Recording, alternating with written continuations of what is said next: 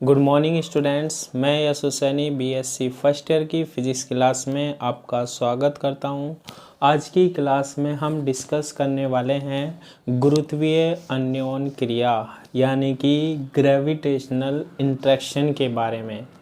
ठीक है, तो इसके लिए जब हम गुरुत्वीय की बात करते हैं ना, तो हम गुरुत्वाकर्षण के नियम को समझते हैं। न्यूटन के गुरुत्वाकर्षण नियम को, गुरुत्वीय नियम को। क्या होता है ये कि हमारे पास दो वस्तु हैं जिनका द्रव्यमान, एक का तो m1 है और दूसरी वस्तु जिसका द्रव्यमान कितना है, m2 है। क्लियर है? एक वस्तु m1 है और दूसरी वस्तु क्या है, m2 है। इन दोनों के बीच की दूरी जो है वो कितनी है, r है। ठीक है, तो न्यूटन क्या कहता है कि विश्व में प्रत्येक वस्तु दूसरी वस्तु को एक विशेष आकर्षण बल से क्या करती है, आकर्षित करती है। जैसे पृथ्वी है, पृथ्वी आकर्षित करती है सभी वस्तुओं को, ऐसे ही कोई भी वस्तु है, ठीक है, वो दूसरी वस्तु को एक विशेष आकर्षण बल से आकर्षित करती है जिनके द्रव्यमान है, जिसे हम बोलते हैं गुरुत्वीय बल। ये जो गुरुत्वीय बल होता है ना, ये दोनों वस्तु के द्रव्यमान के गुणनफल के तो समानुपाती होता है। ये जो बल होता है दोनों वस्तु के द्रव्यमान के गुणनफल के समानुपाती होता है, तथा उनके बीच की दूरी के वर्ग के क्या होता है, व्युत्क्रमानुपाती होता है। क्लियर है? दोनों वस्तु के द्रव्यमान के गुणनफल के तो समानुपाती और उनके जो बीच की दूरी है उसके क्या, व्युत्क्रमानुपाती, इनवर्सली प्रोपोर्शनल होता है। ये जो बल होता है, इस बल को हम कौन सा बल बोलते हैं, ग्रेविटेशनल यानी कि गुरुत्वीय बल बोलते हैं। अब दोनों एक साथ लिखते हैं तो F समानुपाती क्या आएगा, m1 m2 तो कहाँ है, ऊपर है, और r स्क्वायर डिनोमिनेटर में। जब भी हम प्रोपोर्शनल का साइन हटाते हैं, इक्वल लगाते हैं, तो एक कांस्टेंट लगाते हैं क्या, g m1 m2 upon r square. ये जो g होता है ना, ये क्या कहलाता है हमारे पास, गुरुत्वाकर्षण नियतांक कहलाता है, या गुरुत्वीय नियतांक कहलाता है। ठीक है, तो दो वस्तु है जिनके द्रव्यमान m1 m2 है, प्रत्येक वस्तु एक दूसरे को एक विशेष आकर्षण बल से आकर्षित करती है, तो इनके बीच में जो बल लग रहा है ना, वो कितना होता है, F = G m1 m2 upon क्या, r स्क्वायर। तो देखो, इस चैप्टर में हम केंद्रीय बलों के बारे में डिस्कस कर रहे थे, सेंट्रल फोर्सेस के बारे में डिस्कस कर रहे थे। तो ये जो गुरुत्वीय अन्योन क्रिया से संबंधित बल होते हैं ना, वो गुरुत्वीय बल ही होते हैं। कौन से बल होते हैं हमारे पास, गुरुत्वीय बल होते हैं। ठीक है, तो हम सबसे पहले यहीं से स्टार्ट करते हैं देखना कि गुरुत्वीय अन्योन क्रिया, गुरुत्वीय अन्योन क्रिया से संबंधित बल, गुरुत्वीय अन्योन क्रिया से संबंधित बल कौन से बल होते हैं। गुरुत्वीय अन्योन क्रिया से संबंधित बल केंद्रीय बल होते हैं। कौन से बल होते हैं हमारे पास, केंद्रीय बल होते हैं। क्लियर है ये वाली बात? अब हम इसको ऐसे भी दर्शा सकते हैं, मान लो आपके पास एक वस्तु है जिसका द्रव्यमान कितना है, m है। कितना है हमारे पास वस्तु, m है, वस्तु है जिसका द्रव्यमान क्या है, m है। एक दूसरी वस्तु है जिसका द्रव्यमान क्या मान लो, m डैश मान लिया। दूसरी का कितना मान लिया हमने, m डैश मान लिया। इन दोनों के बीच की जो दूरी है ना, वो कितनी है हमारे पास, r मान ली। कितनी मान ली, r मान ली। अब देखो, ये जो m वस्तु है, इस वस्तु पर क्या करेगी, आकर्षण का बल लगाएगी, है ना। जिसमें प्रत्येक वस्तु दूसरी वस्तु को एक विशेष आकर्षण बल से आकर्षित करती है, जिसे गुरुत्वीय बल कहते हैं। जिसका द्रव्यमान ज़्यादा होता है ना, वो दूसरी वस्तु को क्या कर लेती है, आकर्षित, उसमें ज़्यादा आकर्षण का बल होता है, खींच सकती है वो। तो देखो m से ये जो वस्तु है ना, ये दूसरी द्रव्यमान की वस्तु, जैसे ये मान लो पृथ्वी है सपोज कीजिए, और ये कोई पत्थर है ना, तो ये जो पृथ्वी है ना, इससे ये पत्थर कितनी दूरी पर है, r दूरी पर। इसकी दिशा दर्शा देते हैं हम क्या, r कैप। m से कहाँ जा रहे हैं, यहाँ जा रहे हैं। तो इन दोनों के बीच में जो बल लग रहा होगा वो बताओ क्या होगा। अभी मैंने बताया था कि दो वस्तुओं के बीच में जो बल लगता है Fr, वो समानुपाती होता है दोनों के द्रव्यमान के गुणनफल के, यानी कि m इंटू एम डैश। और ये इन दोनों के बीच में जो बल लगता है वो व्युत्क्रमानुपाती होता है किसके, दोनों के बीच की दूरी के। क्लियर है। अब दोनों को हम एक साथ लिखते हैं, तो Fr यानी बल जो है वो आ जाएगा हमारे पास m into M dash upon क्या, r स्क्वायर। समानुपाती का हम चिन्ह हटाते हैं तो क्या आएगा, Fr इज इक्वल टू क्या, g m into M dash upon क्या, r स्क्वायर। बनेगा या नहीं बनेगा, बनेगा। अब हम इसको क्या कर सकते हैं, सदिश रूप में भी लिख सकते हैं। ठीक है। एक चीज़ और ध्यान रखना, यहाँ पर नेगेटिव साइन और यूज में लेते हैं हम। क्यों लेते हैं नेगेटिव साइन, क्योंकि ये जो हमारे पास बल होता है वो आकर्षण की प्रकृति का होता है, आकर्षित करता है ना, तो r कैप के विपरीत लगता है ये। अब इधर खींचता है, दूसरी वस्तु इधर है, ये अपनी ओर खींचता है। तो हमेशा ध्यान रखना, जब भी आकर्षण की प्रकृति का होता है तो हम माइनस साइन यूज में लेते हैं। तो अगर इसे हम सदिश रूप में लिखें तो Fr सदिश किसके बराबर होगा, minus G M dash upon r square into क्या, r कैप। ये कौन सा बल होता है हमारे पास, गुरुत्वीय बल होता है। क्लियर है यहाँ पर। अब इसके बाद सुनना आप, माना मैं यहाँ पर क्या करता हूँ कि ये जो हमारे पास G M into M dash है, इसको मैं किसके इक्वल मान लेता हूँ, के इक्वल मान लेता हूँ। अगर मैंने इसको के इक्वल मान लिया तो एफ आर सदिश किसके बराबर आएगा, minus K upon R square into क्या, आर कैप। ठीक है। ये देखो बल कैसी राशि होती है, सदिश राशि। इस पर सदिश लगाया, इस पर मैंने क्या लगाया, सदिश लगाया, तो बराबर के बाद भी तो हमारे पास सदिश का होना चाहिए। तो कौन सी दिशा, आर कैप। माइनस का मतलब क्या है, आकर्षण हो रहा है। तो F R is equal to किसके इक्वल होता है, minus K upon R square into R cap के। ये कौन सा बल कहलाता है हमारे पास, गुरुत्वीय बल कहलाता है। गुरुत्वीय अन्योन क्रिया हो रही है किसके बीच में, दो कणों के बीच में। आ गई बात समझ में। अब देखो इससे रिलेटेड हम एक डेरिवेशन करते हैं। ये तो सारी चीज़ें हम जानते हैं, ईजिली पढ़ भी रखा है हमने कि किस तरीके से ये वर्क कर रहा है ना। अब देखो, अब हम पढ़ते हैं गुरुत्वीय अन्योन क्रिया के, गुरुत्वीय अन्योन क्रिया यानी कि ग्रेविटेशनल फोर्स की बात करेंगे हम।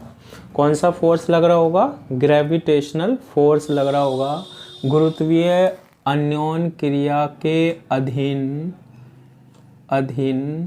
जो कण है, ठीक है, जो कण है उसकी गति का सामान्य हल, या फिर हम यूँ बोल सकते हैं कण की गति की क्या करते हैं हम, व्याख्या करते हैं।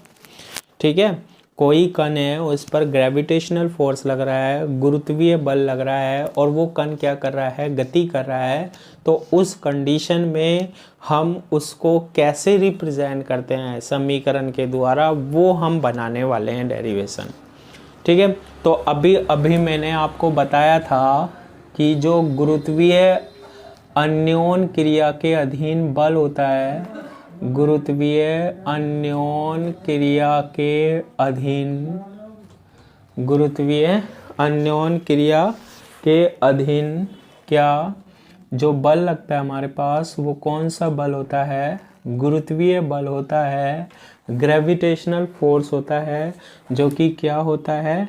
एफ आर सदिश is equal to minus K upon R square R cap. देखो आर कैप लगाया है, दिशा को व्यक्त कर रहा है, और एफ सदिश लगाया है, ये भी किसको व्यक्त कर रहा है? दिशा को व्यक्त कर रहा है। अब हम यहाँ से क्या कर देते हैं, केवल परिमाण ले लें, तो एफ आर किसके इक्वल आएगा? Minus K upon R square के इक्वल आ जाएगा। और इसको हम दे देते हैं इक्वेशन नंबर 1, ठीक है। और अगर इसे सदिश रूप में लिखना है तो यहाँ सदिश लगा दो, और आर कैप क्या बताता है? आर की दिशा बताता है, तो वो सदिश रूप में आ जाता है।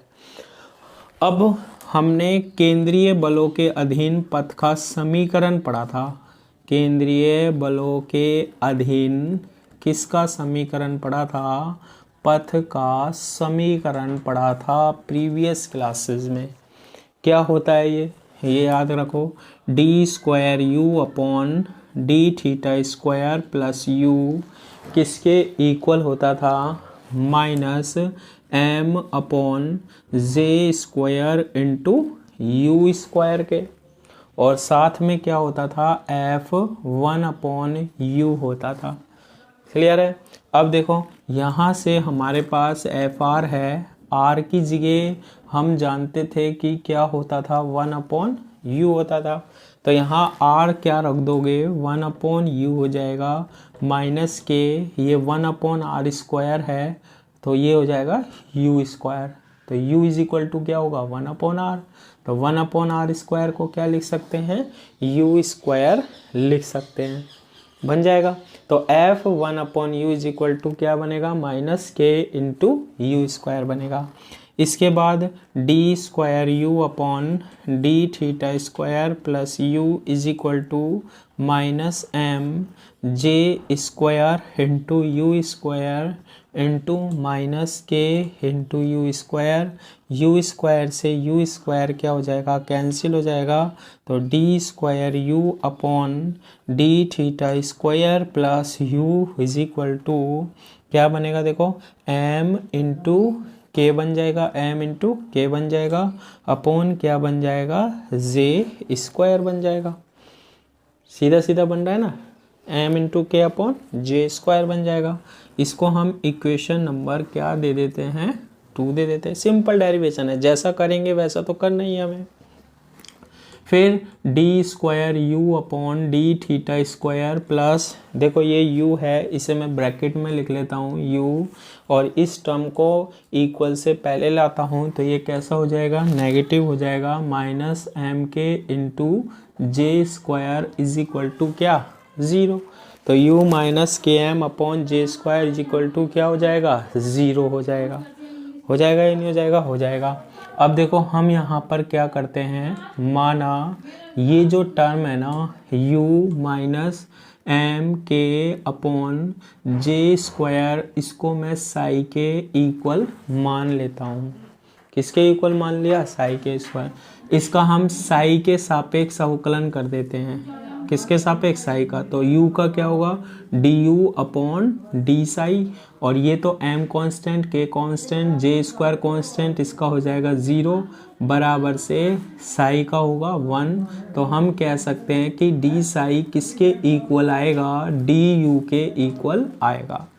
तो हम इस इक्वेशन में ये डी स्क्वायर यू अपॉन जो डी थीटा स्क्वायर है, तो यू किस में बदल जाएगा? हमारे पास साई में बदल जाएगा। ठीक है, u किस में बदल जाएगा? हमारे पास साई में बदल जाएगा। तो हम इसको किस में कन्वर्ट कर देते हैं? साई में कन्वर्ट कर देते हैं। देखो क्या बनेगी? D square psi upon D theta square, इसको हम दे देते हैं इक्वेशन नंबर कितनी? 3rd। D square psi upon D theta square plus u minus M K upon J square को क्या लिख सकते हैं हम? Simple psi is equal to 0 और ये आएगी हमारे पास इक्वेशन नंबर 4। अब ये जो समीकरण होती है ना हमारे पास, ये सिंपल एक अवकल समीकरण है। देखो अवकलन हो रहा है या नहीं हो रहा। और ये जो अवकल समीकरण होती है ना, वो सरल आवर्त गति को व्यक्त करती है। सरल आवर्त गति आप जानते ही हो कैसे, जैसे झूले की गति होती है हमारे पास, है ना। अगर उस पर कोई घर्षण बल ना लग रहा हो तो झूला कभी इधर जाएगा कभी इधर जाएगा। कौन सी गति को व्यक्त करता है? सरल आवर्त गति को। तो सरल आवर्त गति को हम किसके द्वारा व्यक्त करते हैं? इस समीकरण के द्वारा। और कोई भी अवकल समीकरण होती है ना, जब हम उसको हल करते हैं ना, तो किसका वैल्यू मिलने वाला है? हमें साई की वैल्यू मिलने वाली है। तो मैथमेटिक्स में जैसे हम निकालते हैं वैसे ही यहाँ पर इसका हल देते हैं। देखो कैसे, यह है समीकरण सरल आवर्त गति का, सरल आवर्त गति का क्या है? अवकल समीकरण है। यह है समीकरण सरल आवर्त गति का क्या है? अवकल समीकरण है, जिसका हल निम्न प्रकार देते हैं, जिसका हल निम्न प्रकार देते हैं। तो इसको जब हम सोल्व करेंगे तो किसकी वैल्यू आएगी? साई की वैल्यू आएगी। तो psi is equal to psi 0 cos theta minus theta 0। ये इसका क्या कहलाता है? हल कहलाता है। जहाँ साई 0 और थीटा 0 जो होते हैं ना, वो हमारे पास नियतांक होते हैं। अज्ञात नियतांक भी बोलते हैं हम इसे, है ना। तो वही है, जब भी समीकरण को हल करते हैं ना, तो इनका जो हल आता है या तो कोस में आता है या साइन में आता है। अभी जब हम आगे की यूनिट्स पढ़ेंगे उसमें निकलेगा हमें, है ना। तो psi is equal to psi 0 cos theta minus theta 0, इस इक्वेशन का क्या मान लिया हमने? हल मान लिया। साई 0 क्या होता है? नियतांक होता है। और थीटा 0 भी क्या होता है? हमारे पास नियतांक होता है। क्लियर है यहाँ तक? अब आगे देखो, और इसको हम कैसे रिप्रेजेंट कर सकते हैं। जब हम इतना कर लेते हैं ना, तो मैं इक्वेशन जो थर्ड है इसको यूज में लेता हूँ। देखो इक्वेशन किसको? थर्ड को। सिंपल डेरिवेशन है। देखो समीकरण किससे? 3 से। जो समीकरण 3 हमारे पास है ना, वो क्या है? u minus M K into upon J square is equal to psi. यहाँ से u की वैल्यू क्या बनेगी? M K upon J square plus psi बनने वाली है। u की वैल्यू क्या बनने वाली है? M K upon J square plus Sai. Sai का हमने सॉल्यूशन पढ़ा है, क्या हल पढ़ा है? M K upon J square plus Sai की वैल्यू क्या होती है? साई 0 कॉस थीटा माइनस क्या? थीटा 0 होता है। ठीक है, साई की वैल्यू क्या होती है? Sai 0 cos theta minus theta 0 होता है। फिर u की जगह क्या होता है? 1 अपॉन आर होता है। तो u की जगह क्या होता है? 1 upon R is equal to M K upon J square plus psi 0 cos theta minus theta 0। यहाँ से हम किसकी वैल्यू बनाएंगे? r की वैल्यू। तो देखो कैसे बनेगी? 1 upon R is equal to, मैं इसमें से M K upon J square क्या ले लेता हूँ? कॉमन ले लेता हूँ। यहाँ नहीं है तो इसमें क्या लग जाएगा? भाग लग जाएगा। तो ये बनेगा, भाग दोगे ना तो उल्टा हो जाएगा, जे square upon M K into Sai 0 cos theta minus क्या? थीटा 0 हो जाएगा। क्लियर है? इसको अपॉन कर दो, उल्टा कर दो इसे, तो r की वैल्यू निकलेगी। तो ये उल्टा हो जाएगा, जे स्क्वायर अपॉन एम के, और ये बटे में चला जाएगा 1 upon 1 plus J square upon M K into 0 cos theta minus theta 0। क्या किया है मैंने इसमें?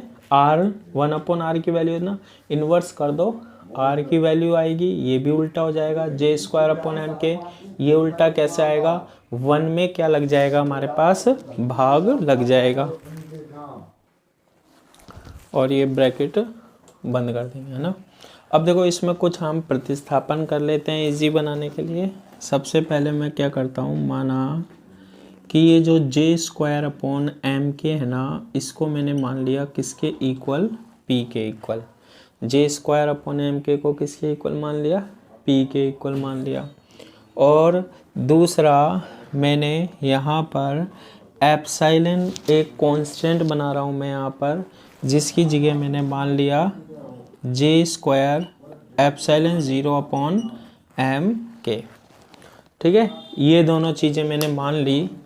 तो अगर हम ये मान लेते हैं तो ये इक्वेशन जो है ना वो क्या बनने वाली है हमारे पास, देखो ये बनेगी r is equal to J square upon M K की जगह, जे स्क्वायर अपॉन एम के की जगह p अपॉन में आएगा 1 प्लस और जे स्क्वायर अपॉन एम के एप्सिलॉन 0 की जगह हमने क्या मान ली, एप्सिलॉन कॉस थीटा माइनस क्या, थीटा 0। तो ये किसकी वैल्यू निकल गई हमारे पास, r की वैल्यू निकल गई। ठीक है, अब देखो अगर हम थीटा के मान में परिवर्तन कराएं, थीटा के मान में परिवर्तन कराएं तो r की वैल्यू भी क्या होगी, चेंज होगी। क्योंकि जो थीटा है हमारे पास, क्योंकि जो हमारे पास थीटा की वैल्यू, कोस थीटा की वैल्यू कहाँ से कहाँ तक लाई करती है, 0 से 1 तक लाई करती है। न्यूनतम वैल्यू कितनी होती है कोस की, 0, और अधिकतम वैल्यू कितनी होती है, 1 होती है। ठीक है, तो न्यूनतम से अधिकतम यानी कि थीटा की जैसे जैसे वैल्यू रखते जाएंगे आर की वैल्यू ही ऐसे प्राप्त होगी। अगर कोस का मान अधिकतम होगा, थीटा की वैल्यू अधिकतम होगी, कोस का मान अधिकतम होगा तो आर की वैल्यू कैसी होगी हमारे पास, मिनिमम होगी हमारे पास।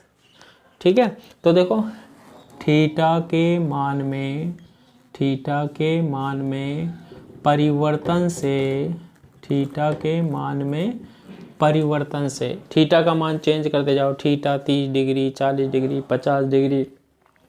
ठीक है, आर का मान न्यूनतम से अधिकतम क्या होता है, परिवर्तित होता है। ठीक है, न्यूनतम से अधिकतम परिवर्तित होता है। मतलब थीटा कोस 0 है, 30 डिग्री है, 40 डिग्री है, फिर p में आप इस इक्वेशन का भाग दोगे तो इसी के अकॉर्डिंग आर आपको प्राप्त होता रहेगा। ठीक है, अगर हम थीटा बराबर थीटा 0 रख दें पर r का जो मान मिलेगा ना हमें वो न्यूनतम प्राप्त होगा। ये कैसी बात हो गई, देखो अगर हम थीटा की वैल्यू 0 रख देते हैं, ठीक है, सॉरी, अगर थीटा की वैल्यू कितनी रख दें, थीटा 0, थीटा की जगह थीटा 0 रख दें तो ये 0 बन जाएगा, कोस 0 की वैल्यू 1 बन जाएगी, 1 में ये पद जुड़ेगा, फिर इसमें भाग देंगे तब r की वैल्यू आएगी। और अगर थीटा की वैल्यू हमारे पास कोई और वैल्यू होगी, बहुत कम होगी, मान लो ये पद हमारे पास क्या बन जाए, 0 बन जाए पूरा का पूरा, तो p में केवल 1 का भाग, तो r अधिकतम आएगा। ठीक है, तो ध्यान रखना अगर थीटा की वैल्यू हम थीटा 0 रख दें तो ये कोस 0 बनेगा, यानी इसकी वैल्यू 1, तो p में 1 प्लस एप्सिलॉन का भाग लगेगा, इसलिए r कैसा आ रहा है, न्यूनतम आ रहा है। नीचे जितना ज़्यादा होगा r का मान उतना कम होगा, क्योंकि ये क्या है, प्रोपोर्शनल है। ठीक है, कॉन थीटा 0 पर जो स्थिति हमें मिलती है ये वाली, r कैसा मिलता है, न्यूनतम मिलता है। जो स्थिति होती है ना, उस बिंदु को, स्थिति बिंदु को हम क्या बोलते हैं, वर्तन बिंदु बोलते हैं। क्या बोलते हैं, वर्तन बिंदु कहते हैं। क्योंकि इस स्थिति में r का मान कैसा मिलेगा हमें, न्यूनतम। तो क्या मिलेगा, r is equal to p upon 1 plus, ठीक है, क्या एप्सिलॉन बनेगा केवल, अगर थीटा बराबर से क्या रख दें हम, थीटा 0 रख दें, थीटा बराबर से थीटा 0 रख दें, तो r इज इक्वल टू क्या बनेगा, p अपॉन 1 प्लस एप्सिलॉन बनेगा। ठीक है। अगर हम थीटा 0 की वैल्यू क्या रख दें, 0 रख दें, एक स्थिति और है, देखो ये तो यही बनेगा ना, थीटा माइनस थीटा 0, थीटा बराबर थीटा 0, थीटा 0 माइनस थीटा 0 1, है ना। यदि हम क्या करें कि हमारे पास थीटा 0 बराबर क्या हो, 0 हो, तो r बराबर क्या बन रहा है, p upon 1 plus epsilon cos theta बन रहा है। ये भी इक्वेशन बन रही है। ये जो इक्वेशन होती है ना, ये इक्वेशन किसकी होती है, ये जो इस टाइप की जो इक्वेशन होती है, ये है सांकव समीकरण होता है। कौन सा समीकरण होता है, सांकव समीकरण होता है, शंकु का समीकरण होता है, जो हम पढ़ते आए हैं मैथमेटिक्स में, है ना, उसका समीकरण है ये। और ये जो शंकु का, सांकव का जो समीकरण होता है ना, ये कहने का मतलब अब कण की गति किस तरीके की होगी, इस तरीके की होगी जो सांकव समीकरण को क्या करे, व्यक्त करे। तो हम लिख सकते हैं कि गुरुत्वीय बल के अधीन, अतः गुरुत्वीय बल के अधीन जो कण है, ठीक है, जो कण है उसका पथ जो होता है ना, का पथ सांकव परिच्छेद होता है। मतलब इस तरीके का होता है जो ये समीकरण व्यक्त करेगी। कण जो गति करेगा ना हमारे पास, वो गति किस पथ में करेगा, उस पथ को कौन सी समीकरण व्यक्त करने वाली है, ये समीकरण व्यक्त करने वाली है। ठीक है। तो इस तरीके से हम गुरुत्वीय अन्योन क्रिया के अधीन कण की व्याख्या करते हैं। सांकव परिच्छेद आप जानते हो, इस तरीके की जो होती है हमारे पास शेप, है ना। तो आज की क्लास के लिए इतना ही। Thank you.